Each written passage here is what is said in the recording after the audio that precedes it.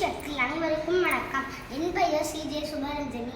எனக்கு இந்த வாய்ப்பினை வழங்கிய வாகை மழலைய மன்றத்திற்கு எனது நன்றியினை தெரிவித்துக் கொள்கிறேன். நான் செங்கல்பட்டு மாவட்டம் மேல்மருவத்தூரில் உள்ள ஜிபி பப்ளிக் பள்ளியில் 3ஆம் வகுப்பு படிக்கிறேன். நான் இப்போது திருவள்ளுவர் எழுதிய திருக்குறளில் 62ஆம் அதிகாரமான ஆழ்வினை உடைமை என்ற அதிகாரத்தில் உள்ள 10 திருக்குறளை சொல்லப் போகிறேன்.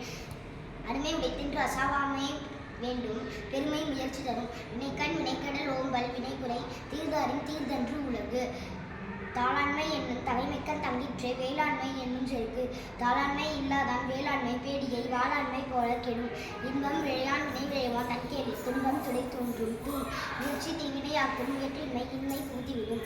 மடியுளால் மாமுகடி என்ப மடியிலான், தாளுளால் தாமரையினால். பொறியின்மை ஆக்கும் வழியொன்று அறிவறிந்து, ஆழ்வினை இன்மை பழி. தெய்வத்தான் ஆகாது எனினும் முயற்றிதன், மெய்வருந்த கூலி தரும். ஊழியும் உப்பக்கம் காண்பீர், உழைவின்றி தாழாது முயற்றுபவர். ஓம் சக்தி. நன்றி.